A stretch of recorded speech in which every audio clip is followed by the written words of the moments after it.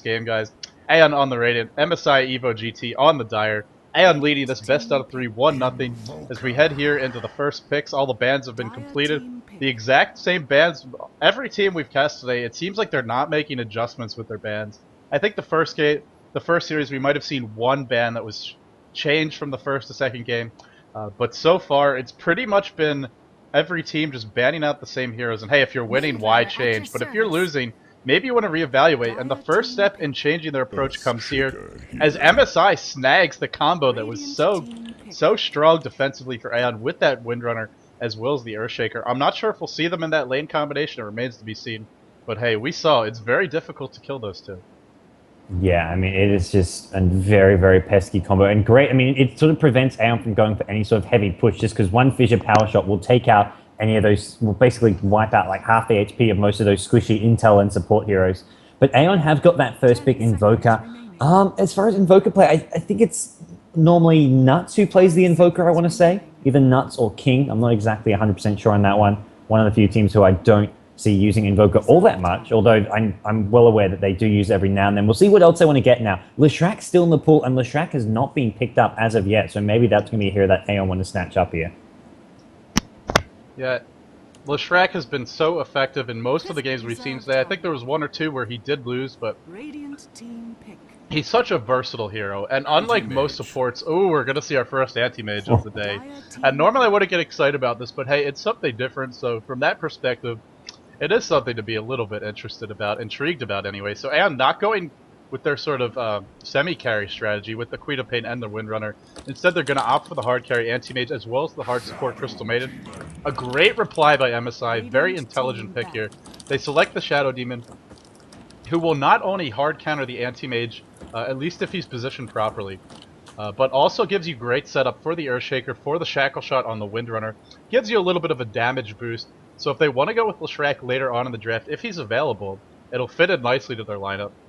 They certainly don't have to do it. I like the way MSI is drafted here in response, because they didn't panic and slam down a hard carry of their own or anything like that. They picked the best support since they needed one, and also support that happens to be really effective against Anti-Mage.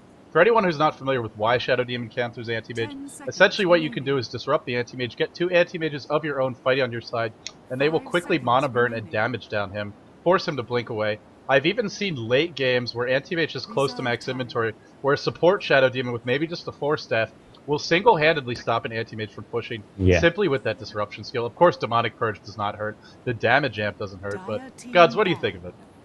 Oh, I think Shadow Demon is just fantastic. And especially, it's the one time where you can max out Disruption before you maybe even max out Soul Catcher or the Nuke.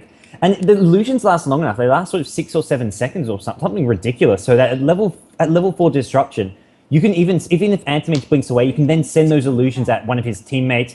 They can just do a lot of damage and be really pesky. It's just such a great counter Anti-Mage. And as a result, I expect we'll see Anti-Mage playing a very, very sort of passive farming style, maybe not getting any points, or maybe just the 1 point in Mana Break here. Not going to be looking to max it out and be aggressive. Just go for that fast Battle Fury. Maybe even go sort of the more, the burning build where you get lots of points in the stats and just try, basically boost up his HP so that when he gets that Battle Fury out with no Vanguard, no Strength Threads, he still is sitting on a reasonable HP and can't be picked off. Not to mention, low points in Mana Break will not make him take too much damage when he gets disrupted. Yeah, he is going to be... he's going to be up against a tough lineup. I mean, of course, the Shadow Demon very strong against Anti-Mage. It's also a lot of other lockdown. And very crucially, they have the long-range initiation of the Earthshaker Fissure plus the Shackle Shot. Normally, Anti-Mage can just blink away when he sees a gank coming, but against these two, it's going to be a little bit more difficult. Sandking gets the ban here, as well as DK and Broodmother. So, interesting to see the DK... or actually, no, both of those bans make a lot of sense. If you look at MSI, they have room for another solo hero. They also have room for a carry, and DK sort of fits into that role of one of the best ways to counter Anti-Mage is to get towers before Anti-Mage gets too far, to just get map control, maybe go for some early kills. He also sets up nicely with all of the disables, all the nukes they already have. Just a little bit more burst damage, very tanky carry, you can sit in the front lines, go toe-to-toe with Anti-Mage for most of the game. Leshrack is the final ban, and in fact it's MSI who banned it out. Interesting choice, but it is AEON with the first pick here, so nothing too surprising. We'll have to see where AEON goes from here. They already have 2 of their core farmers, they have room for 1 more, but beyond that they're going to need at least 1 more support. And they don't have much in terms of team fight, just the Invoker really. Not too much lockdown, so if MSI picks into a mobile carry, well, there's some more lockdown. Well, there's your team fight as well. Why not? I mean, they didn't have massive team fight, but now they've got the Ravage. I'd hazard a guess to say it's a support Tidehunter, but it could still be put in a dual lane or tri lane as a farmer.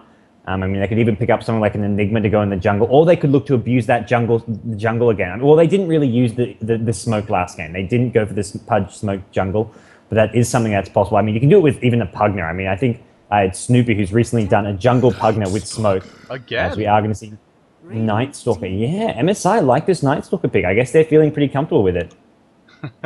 Well, he is a really great way to gank off an anti-mage early because in the late game, of course, anti-mage can simply pop a Manta Style. It removes that Night Stalker silence. But early on, anti-mage is going to generally be pretty squishy, and he relies heavily on that blink in order to survive. If you silence him, he will be easier to bring down. That being said, Night Stalker doesn't normally get going until like the 6-7 minute mark. And if Tidehunter gets a good start, gets a fast Ravage, Invoker gets some good levels, they have a lot of counter gank. So if Night Stalker ever tries to dive a tower, and there's even more counter gank in the Brewmaster, if this Night Stalker overextends, AEON can really punish that. And although the Night Stalker may get away, his teammates probably will not.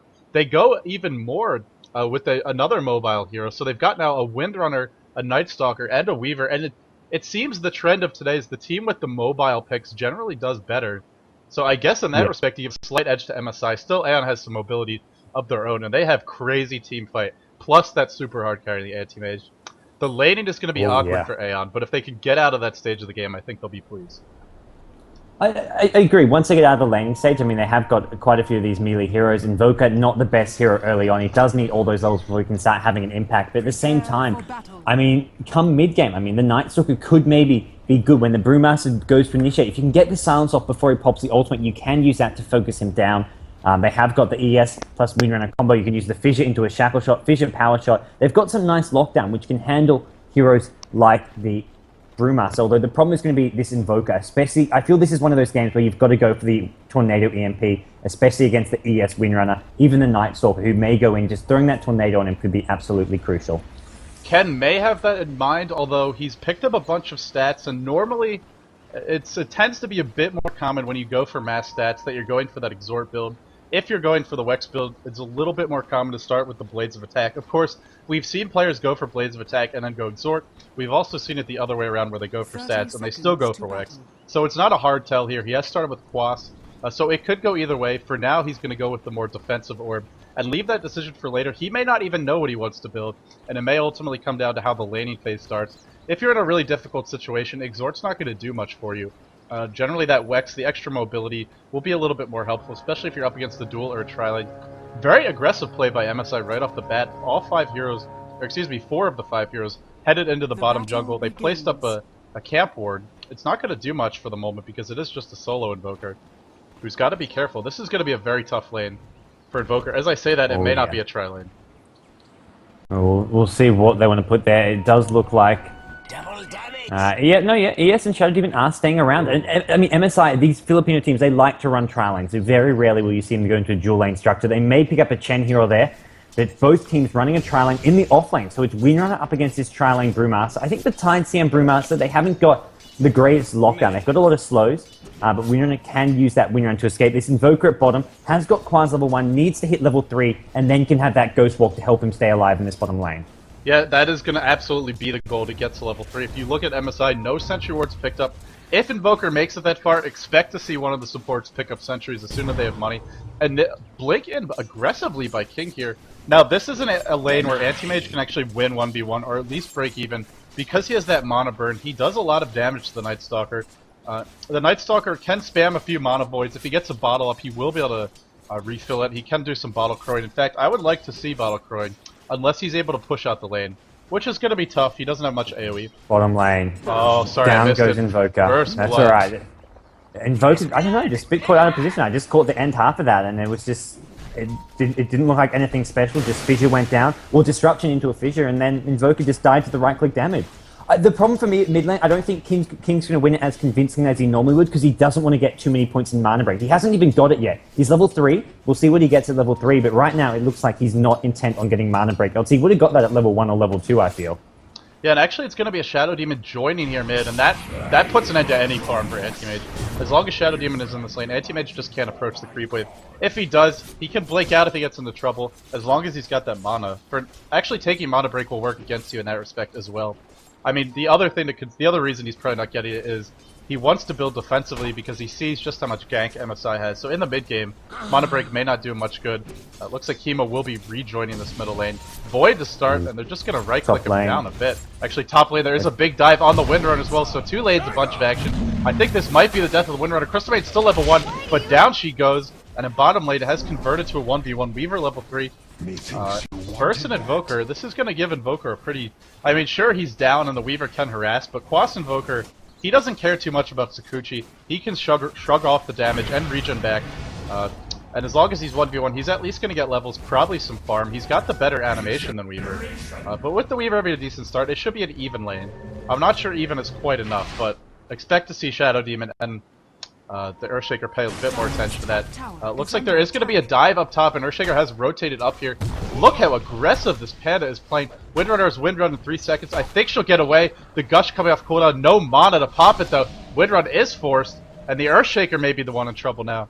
I'm not sure the Earthshaker is going to be enough here, simply because of how poorly the lane has started.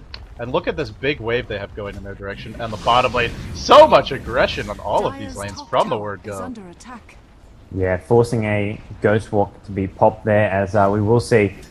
We've not getting that kill, but that Ghost Walk has a fairly long cooldown. It's a good minute or so on cooldown, not to mention it chews through 200 mana, so that's a lot.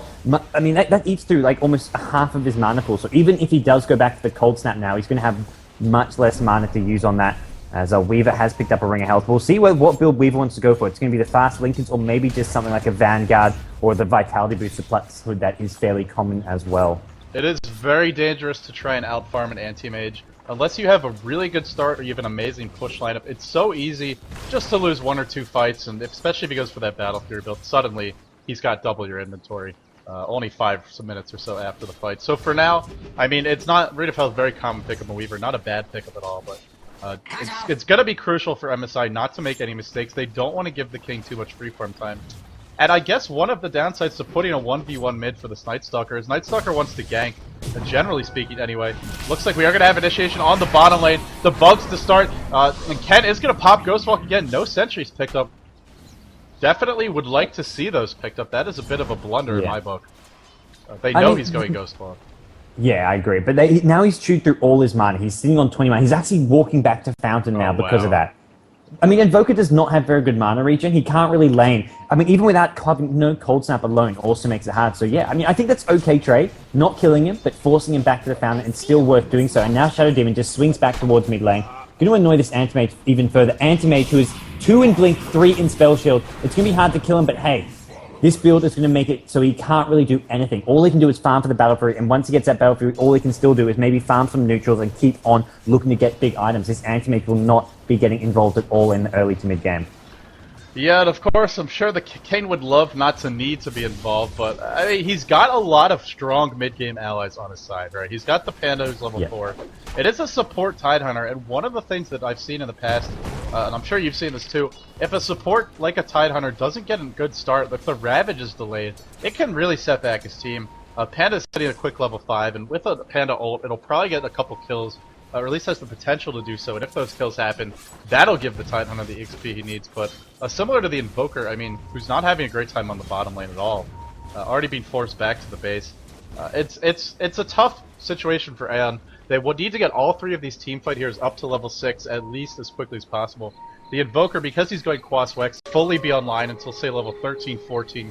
Of course, he'll be pretty effective around somewhere from like level 9 to 12. He'll still be effective, but the cooldown on that ultimate will not be particularly low until he hits 14. So, I mean, for now, it's a tough hill for AEON to climb, but they do have a lot of farmers. If they're able to get up this early game, okay, I still think they'll be alright. But it's just, where's the Anti-Mage going to farm right now? If he sits mid, eventually he's going to get ganked off. For now, he's okay, but in comes Night Stalker. Oh, exactly. I mean, here we go. He's going to get the blink out. It's not going to be a kill, but it's just any pressure they can do. Night Stalker just keep on farming away. Even if Night Stalker doesn't get too many kills in this first night, he's up to 30 creep kills. I feel like they're getting enough advantage out of him just farming alone. This tri-lane at top for AEON, they've got the 1 kill on win run, but they're not being ultimately all that effective. Even Brewmaster only sitting on 18 creep kills. Compared to Night Stalker, even compared to Weaver, that's very, very little. And I've got to feel that AEON are being out-farmed and not doing well in any of these 3 lanes particularly. I mean, CM has rotated bottom now, but there's not really much purpose with what AEON are doing. And this is actually looking pretty good for MSI so far. Yeah, well, they did pick 3 melee heroes. They also picked 3 heroes that take a while to get going, that need a lot of farm, and then a 4th in Tidehunter as a support.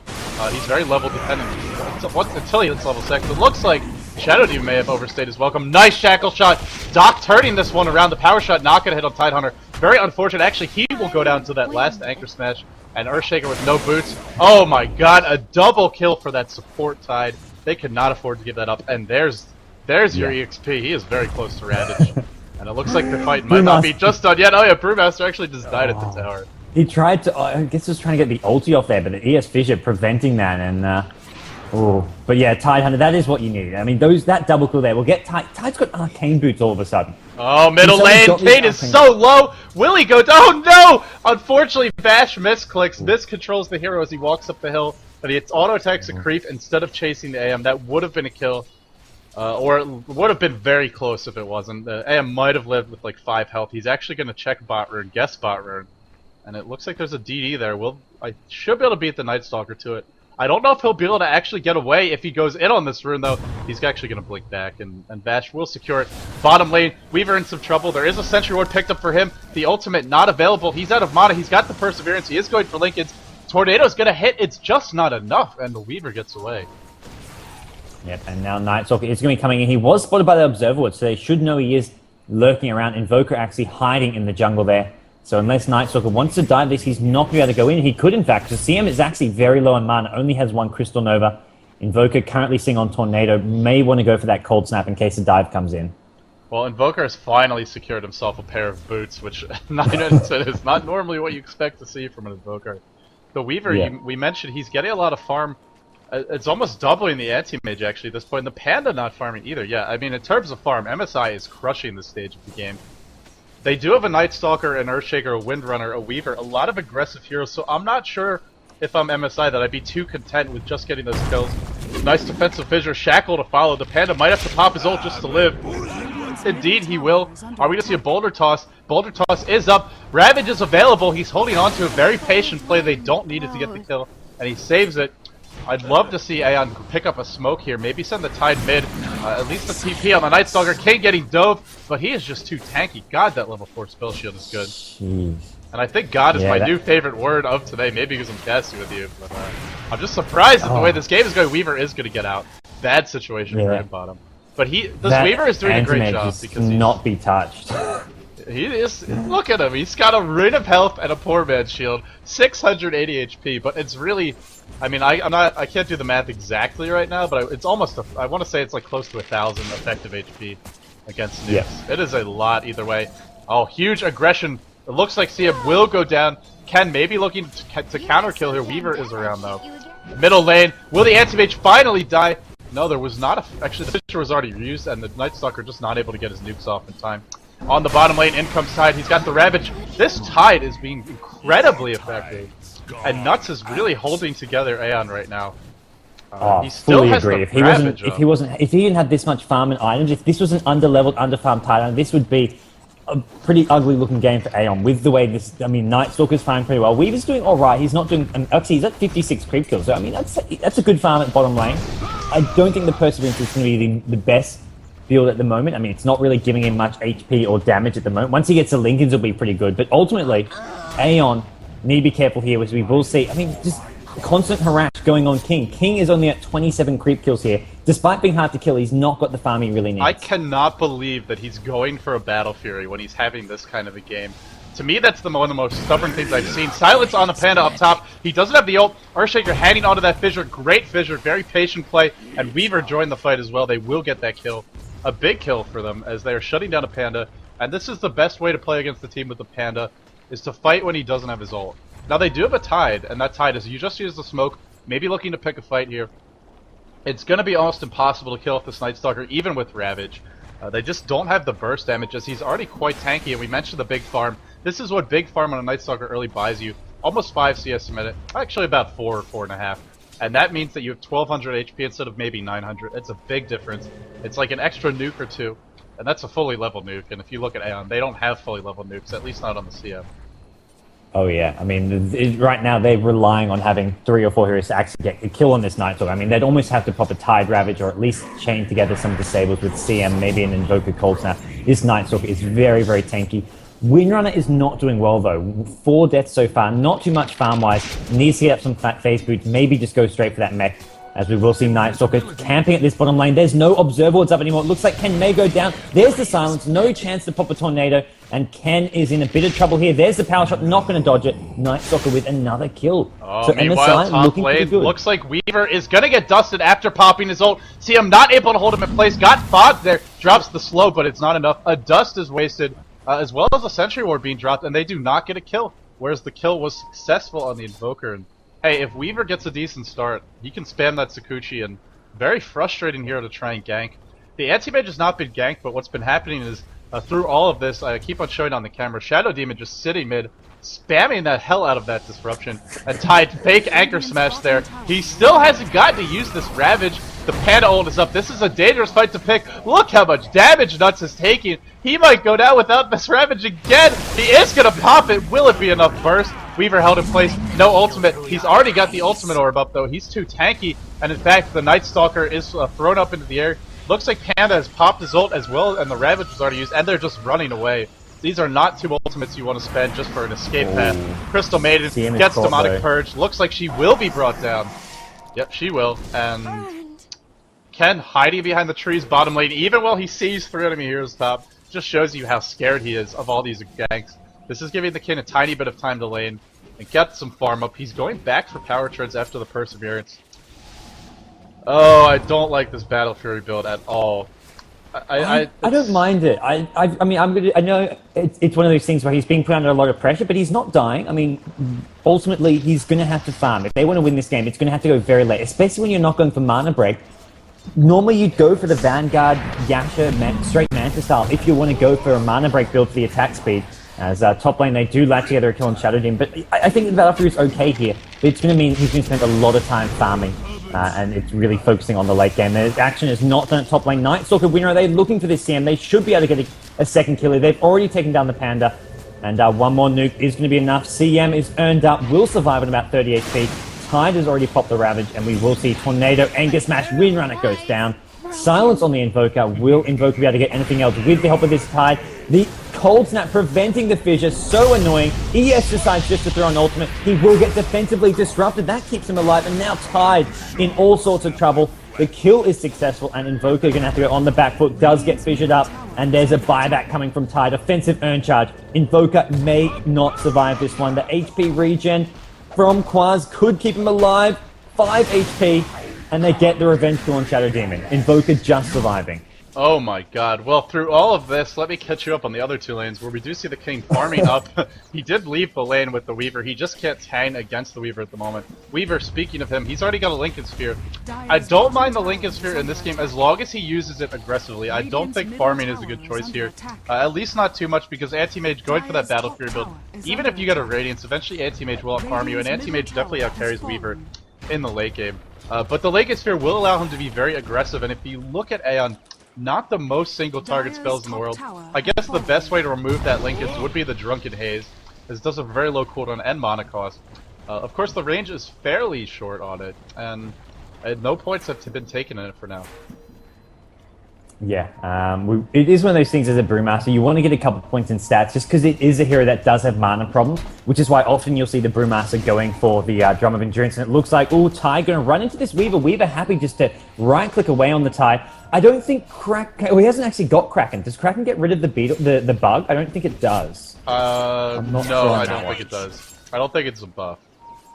Either way, he hasn't actually got any points in that Kraken shell, which to me is surprising, especially against the Night Stalker. You'd think you definitely want to get at least 1 point in it, especially if he does get silenced. As there we go, Brewmaster pops the ultimate. Not going to find the Weaver, though. I think they just popped a smoke. In fact, they did. For anyone who doesn't know the details of the mechanics, Panda, when he's in ult form, he's not considered to be a hero, so if you pop a smoke, he will not be able to reveal you. He won't be able to see you as long as no allied heroes are around, so Nice job by MSI. I don't think they were in any danger there anyway.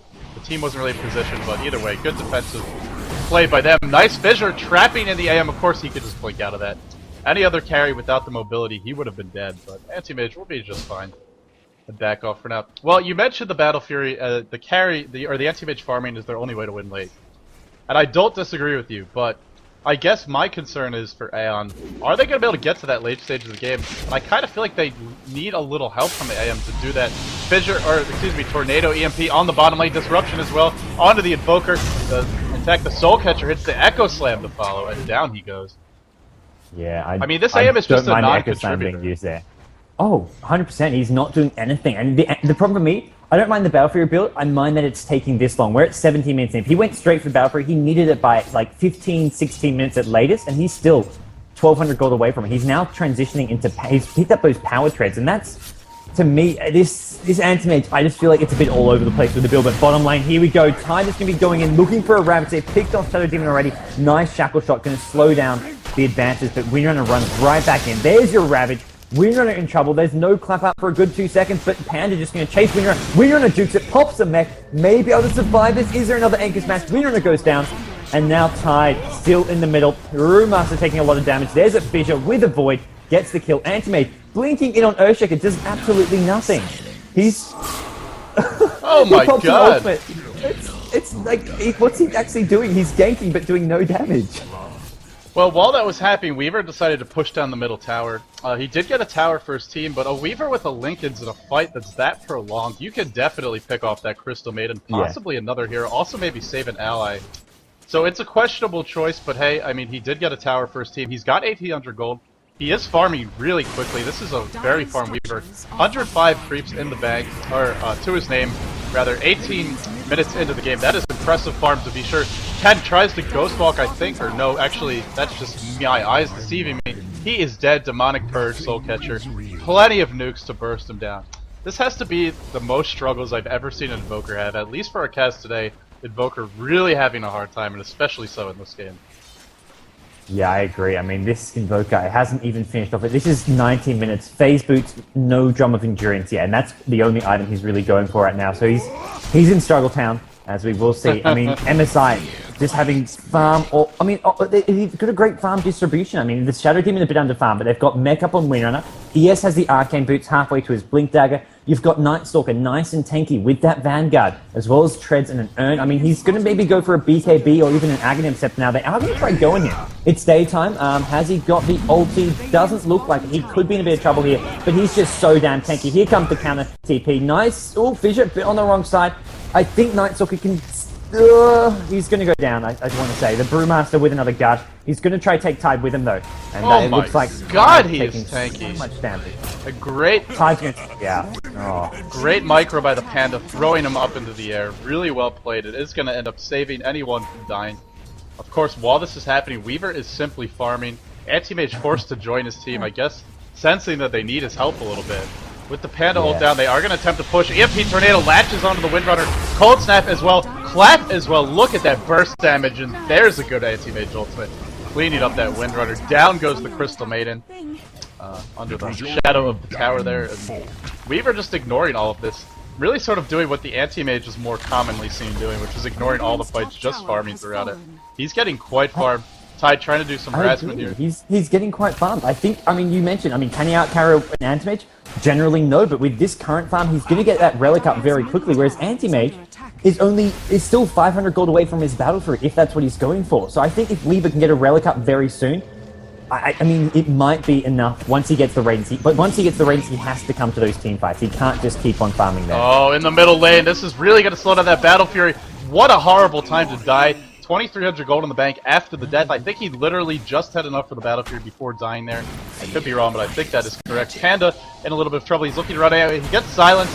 Oh, and Night Stalker perhaps has overextended himself. That Cold Snap, so obnoxious. This is what I like to see from the Weaver. Aggressive play, helping out the team.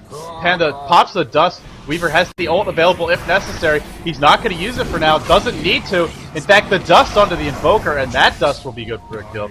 With no Panda ult and no Ravage, actually there is a Ravage up.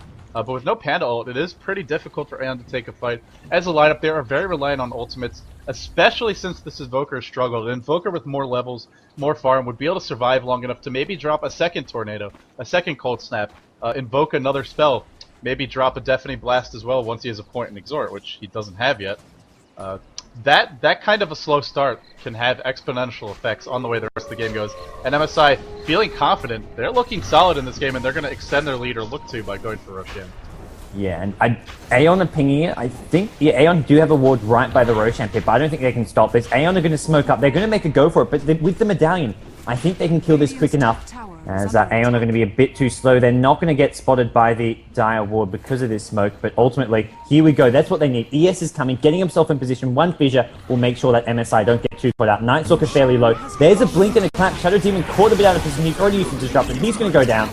As Weaver going to go waving in. Weaver's picked up a relic now. And AEON, I mean, this anti-mage is... Oh, I mean, I don't mean to harp on about it, but really, it's just no Battle Fury, no impact at all. This build, I mean, I don't mind going for a tanky build, but ultimately, you do need some points in mana break, even against a Shadow Demon. Yeah, a single point at least. I mean, all of one of the reasons why Anti-Mage is such a powerful hero, one of the reasons why the Burning build is actually very effective is because even just a single point in every single one of Anti-Mage's skills is very effective. Even the Blink has a really long range at level 1. Of course, the cooldown goes down a lot. The Mana Burn does a lot of damage, almost half of the max damage at level 1. Oh my god, that Anti-Mage. And this is the danger of going for a late Battle Fury.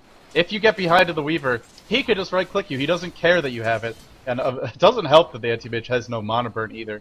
Of course, once Weaver hits 60, which he's getting close to, even if he's out of mana, that won't be a problem for him because the ult has a 0 mana cost. Once he hits level 16, for now he is not there yet, but he's getting close. And take a look at the gold graph, it is heavily favoring the Dire. 7,500 lead. You mentioned the even farm distribution, and I think that is the key to how things are progressing here for MSI. If anyone is under-farmed, under-leveled, too squishy, they can easily be picked off. The only hero that is under-leveled and under-farmed right now is the Shadow Demon. Actually, huge dive on the bottom lane. ES caught out in the middle of the Panda ult, and he's just going to drop there. Night Stalker in a little bit of trouble. He should be okay. He's got the ult to pop if he needs to. I think he's going to have to. Ken might die as well, while Night Stalker looks to run away. Another Boulder, another Anchor Smash going to be coming out very soon. Actually, the Anchor Smash not going to hit. That was a little sloppy, and it looks like Night Stalker might escape. Nuts getting juked out. Force Step in from the Windrunner, looking to continue the fight. Shackle Shot not going to latch.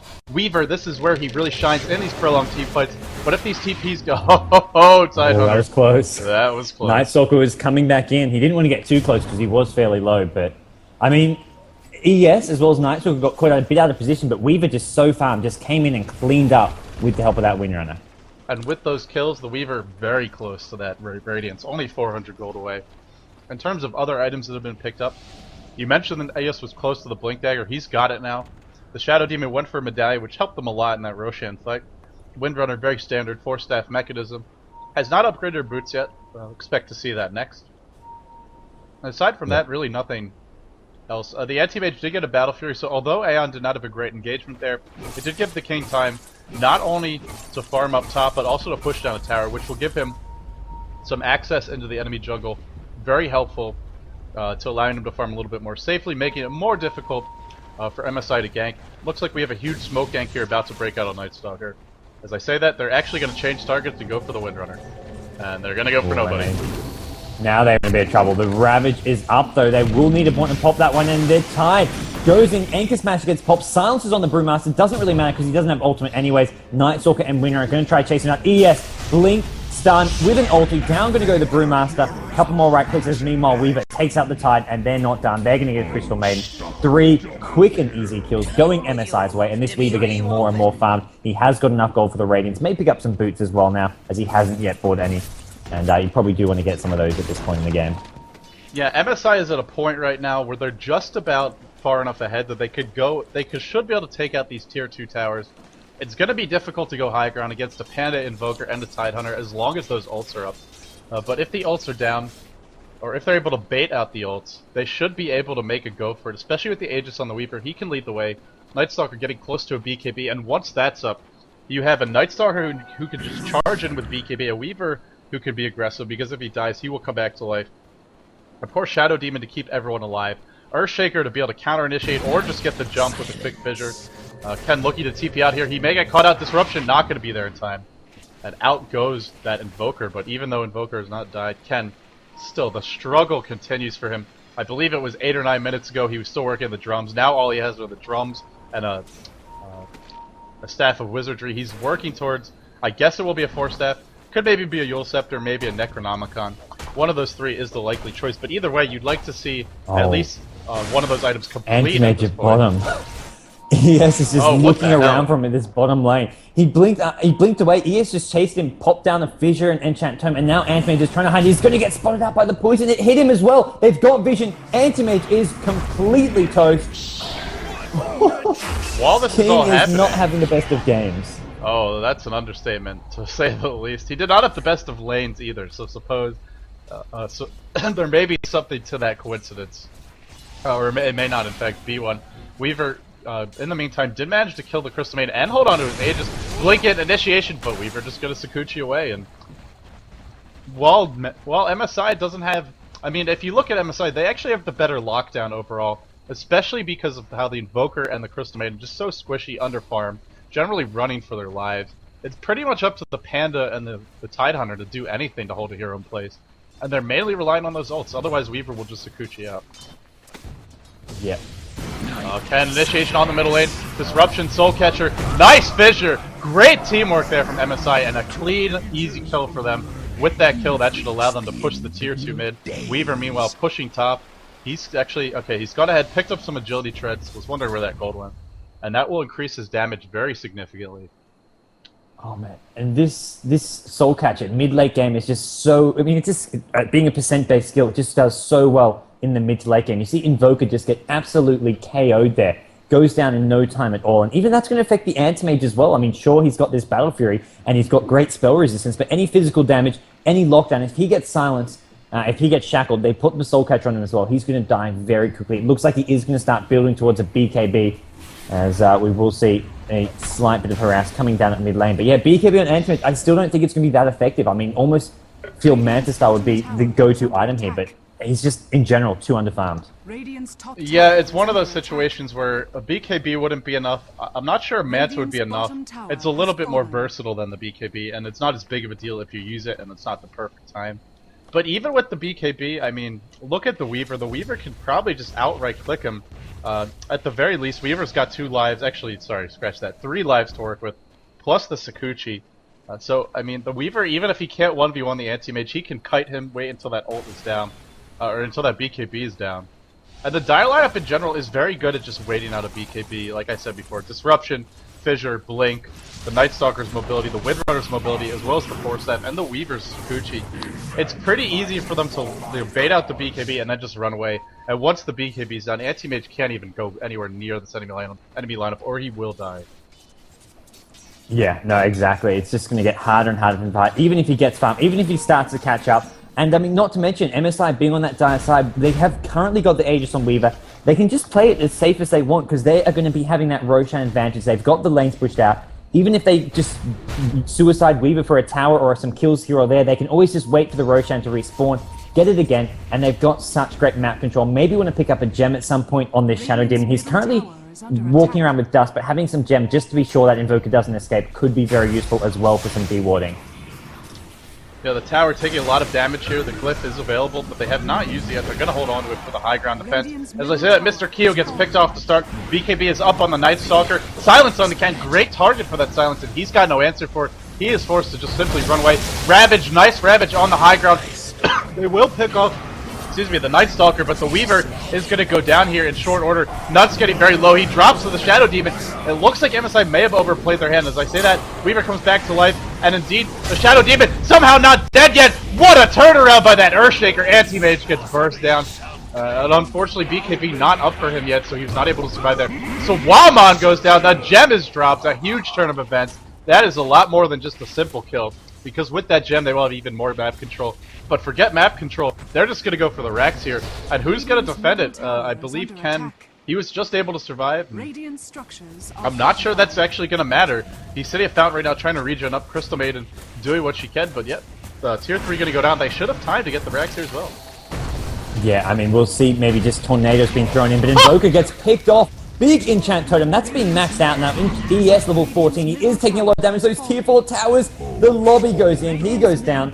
And we're going to see Weaver trying to chase down this Crystal Main. Not going to get the last hit, does time-lapse back, and is going to go focus down this Rax as Tide has respawned, but still, Antimate dead for 10 seconds. Same goes for the Brewmaster. Tide cannot keep this melee barracks alive, and it is going to be MSI striking first, getting the first Rax of the game, and this game is looking like it's going to be pretty hard for AEON to even stage any sort of a comeback. This Anti-Mage's just too underfarmed, getting close to a BKB, but even with that, you've just got to feel this Weaver sitting on 5k gold. He's got a Manta-style, Butterfly, whatever he wants to go for. Maybe just go for some pure damage, something like an MKB here. He's picked up a Manta-style. It's going to get really, really strong and just have such great pushing potential whenever they win any of these team fights. Yeah, I like the Manta-style because you are up against the Crystal Maiden, and you can use that Manta to get out of the Frostbite. So it's just one more escape item for him, one more utility item. Gives him a nice balance of damage. And of course, the illusions do get that Radiance burn, so if you're super Gosu at micro, you can split push, you can have one farm the jungle, one farm the lane. You can also just, have some of them chase some heroes and others the others. So either way, it's just a nice balance in terms of items. And hey, it scales with your illusions, or the illusions scale with you rather. So if you go ahead and get a heart, a butterfly, or even a crit, although normally, does crit have bad interactions with Gemini attack in Dota 2? I actually don't remember. I'm not sure exactly. I think it should be okay. I'm not too sure on that one, but I mean, even so, I mean, if you don't Gemini on the attack when you crit, it shouldn't be a problem. But as long as you're Geminiting when you're not getting crits, it'd still be a decent item here. Yeah, okay, all in all. Yeah, well, I guess the point is the Manta style is it's not just a mid game item, even though it's great at this stage. It will scale as the Weaver gets more farm, and a Vitality booster after this, or just a BKB rush, would be fantastic. They're gonna go into the Roshan pit, and hey, I mean the gold graph heavily in favor of MSI. And who was I to say that Anti-Mage, or who were we to say that Anti-Mage could carry this lane? Although I guess I was primarily the one who said he would out-carry the Weaver. If Weaver gets a good start, Weaver can do the trick, and he's gotten a lot more than a good start. He's 10-0-5. That is some amazing play, really by the whole squad, but especially by the Weaver. And on the back of that Roshan, they're going to immediately group up, head towards bottom. The tier 2 is down, so they're either going for a pick-off here, or they're just going to go for a second set of racks. It's going to be tough to break the high ground again. AEON hopefully will be a little more grouped up this time. Last time they got caught outside of their base. I doubt we'll see that happen again. But after losing that last fight, there's an even bigger discrepancy in terms of items and general level progression. So it's going to be tough. I mean, Antimage has his BKB, you've got the blink up on Brewmaster for that initiation, but Weaver can just run right in. That's what Weaver's doing. Weaver's going to go maybe straight for this tie, because he's got the Aegis. He doesn't matter if he goes down once, and there, force a Panda Brewmaster ulti, and now they're going to back off by the looks of things. They don't have to fight, they can wait for the Brewmaster ulti to wear off. They're going to take out the Fire Panda, and now this Brewmaster has wasted his ulti, done no damage, and here we go. Weaver still in the fray, focusing down this Invoker. Invoker goes down. The gem on the Weaver. Actually, no, the gem's being passed over. It's on someone else. But Weaver doing so much damage. Gets a double kill. Kills CM in the fountain. And this looks game over. Even with Antimage going in, pops the BKB, takes out Shadow Demon. But ultimately, this Weaver cannot be stopped. Yeah, this Weaver has gone completely out of control. And hey, this is one of those situations where we cast a game earlier today with that Obsidian Destroyer. And as I say that, looks like we're not done just yet. Panda blinks in. He has no ulti. Dust is popped.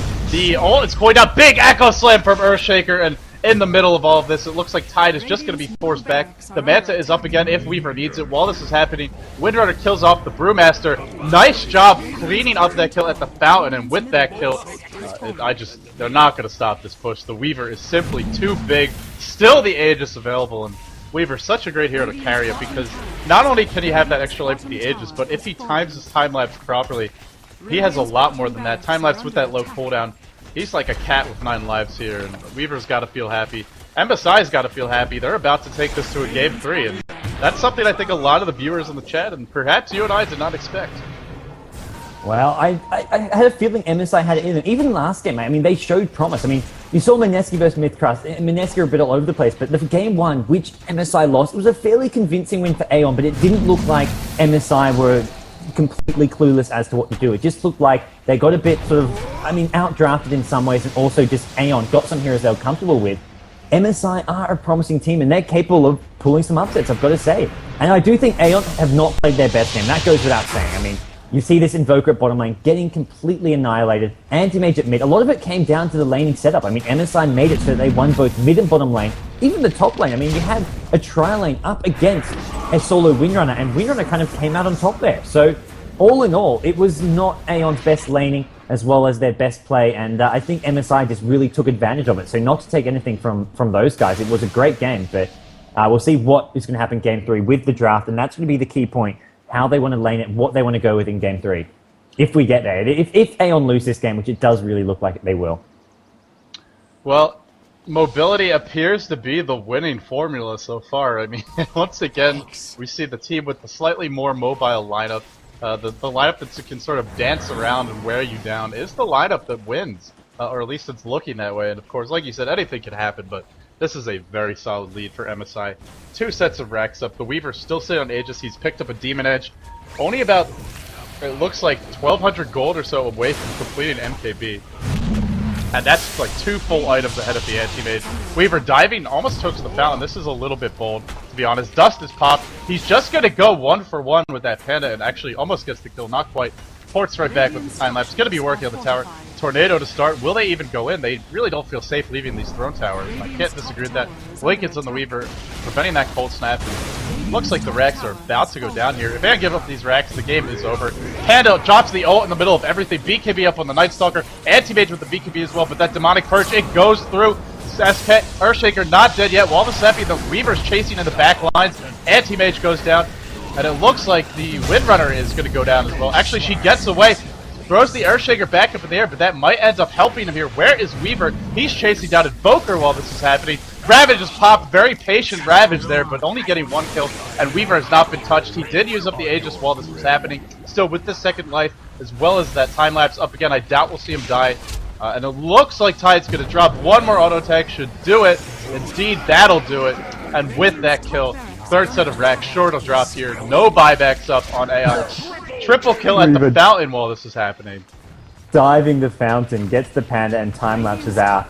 Great play from Doa, the MSI carry, and I don't know, some people would have called this the impossible, but this is MSI causing probably the biggest upset of today. Even if they go on to lose Game 3, this Game 2, no one would have expected. MSI have had some very average results in Dota 2 so far back in the GDM, but right here, after three days of training, that's only 3 days. Aeon, who have switched over to Dota 2 for the last 3 or 4 months, but with just 3 days of training, MSI have pulled it together and shown that they're not just one of the best Dota 1 teams in Southeast Asia, they're also a capable Dota 2 team. Capable, perhaps an understatement. For a team with 3 days of practice, man, can you imagine if they actually had some time to put it together? But for now, they're not done yet. They're not just worried about this win. They want to take it all the way, take this best out of 3. As for Aeon, of course, they are still the favorites for the series. MSI looks sharp, but Aeon has the experience. They've certainly got the better track record in Dota 2, so fans of Aeon, don't lose heart. Fans of MSI, I hope you're rooting for your team. Either way, we're going to game number 3. MSI ties it up 1-1. Thank you all so much for watching. We're going to take a brief break here as we get the lobby set up for game number 3. We'll be coming to you with that any moment now. And I clearly need to get my tongue untwisted in the interim. So thanks again for watching, guys. Stay tuned. We'll be coming back with game 3 soon.